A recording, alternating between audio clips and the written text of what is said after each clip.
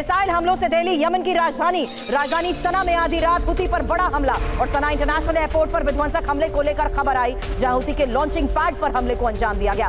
Fighter jet, worship, submarine से हमला।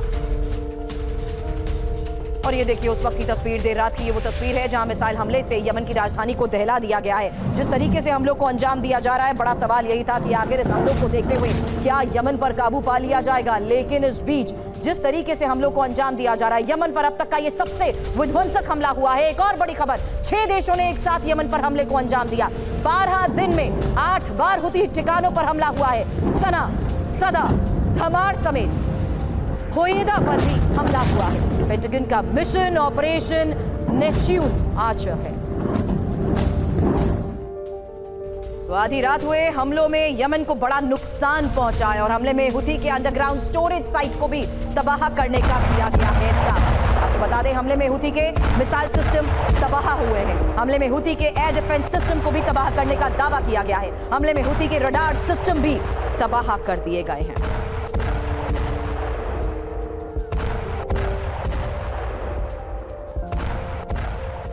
तो देखिए किस तरीके से अलग अलग हमलों को अंजाम देते हुए 6 देशों ने एक साथ यमन पर हमले को अंजाम दिया है। और राजधानी सना में आधी रात हुए हमले की तस्वीर तो आपने देखी, लेकिन ये तीसरी तस्वीर जहां हुती के रडार सिस्टम को तबाह कर दिया गया, अंडरग्राउंड स्टोरेज साइट को भी तबाह कर दिया गया है।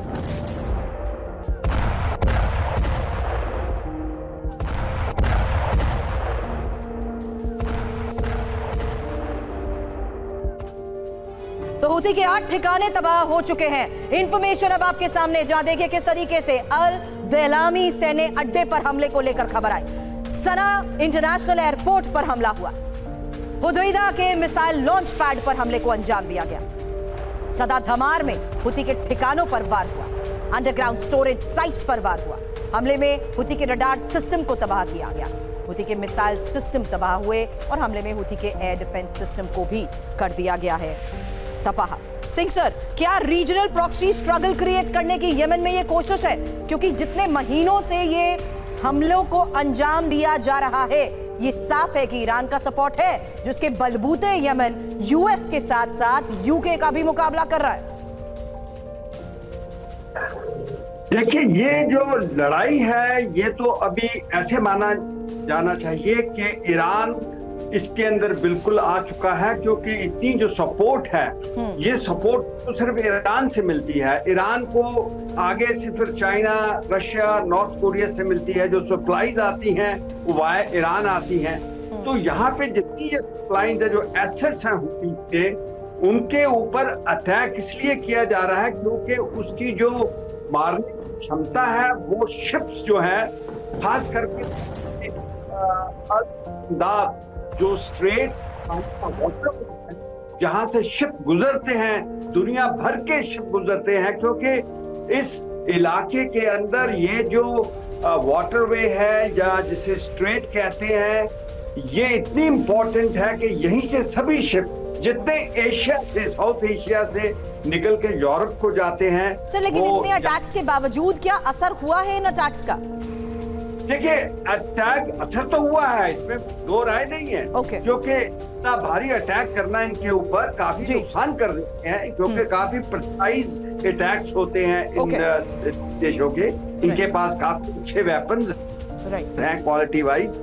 मगर बात यहाँ पे आ जाती है कि ये कंटिन्यू जो सप्लाई आती है ईरान की तरफ से, इसी को देखते हुए उनके एक एडमिरल ने भी कहा है कि इसके अंदर ईरान की डायरेक्ट इन्वॉल्वमेंट है। डायरेक्ट इन्वॉल्वमेंट की आप बात कह रहे हैं, लेकिन सर अब हुती को जिस तरीके से टारगेट किया गया है, 8 ठिकानों पर भयंकर बमबारी को लेकर अगली बड़ी खबर आई है। और ये खबर बड़ी है, जहां देखिए किस तरीके से अमेरिकी अलायंस का यमन पर ये बहुत बड़ा हमला है। 8 ठिकानों पर भयंकर बमबारी। अमेरिका, ऑस्ट्रेलिया, कनाडा ने अटैक किए हैं। हमले में बहरीन, नीदरलैंड की सेना भी शामिल बताई जा रही है। और हुती के मिसाइल लॉन्चर, रडार स्टेशन पर निशाने को लेकर खबर है। हुती के हथियारों के गोदाम को भी तबाह कर दिया गया।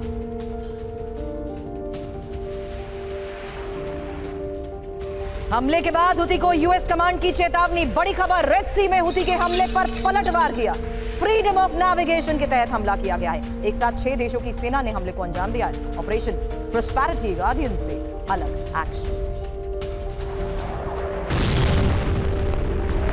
तो हमले के बाद हुती को यूएस कमांड की इस चेतावनी को लेकर बड़ी खबर आई है, जहां रेड सी में हुती के हमले पर पलटवार का दावा किया जा रहा है, क्योंकि रेड सी में जिस तरीके से अभी तक हमलों को अंजाम दिया गया है, 28 ऐसी लोकेशंस थी जहां 60 टारगेट कमर्शियल शिप्स को टारगेट करते हुए हमलों को लेकर बड़ी खबरें आई है। लेकिन अब एक साथ 6 देशों की सेना ने हमलों को अंजाम दिया है। ऑपरेशन प्रोस्पेरिटी गार्डियन से अलग एक्शन को लेकर यह बड़ी खबर।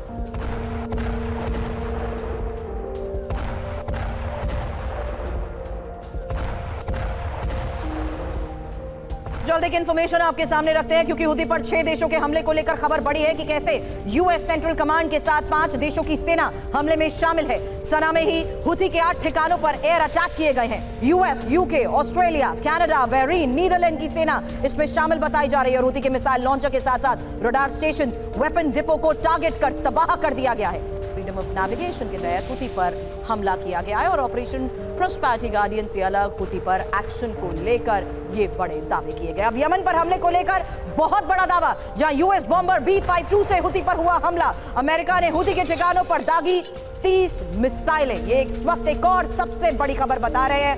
यमन पर हुए हमले को लेकर बड़ा दावा कि यूएस बॉम्बर B-52 से हुती पर हमला हुआ। अमेरिका ने हुती के ठिकानों पर 30 मिसाइलें दागी हैं। हमले में तबाह हुती के अंडरग्राउंड वेपन डिपो में विध्वंसक हथियार थे।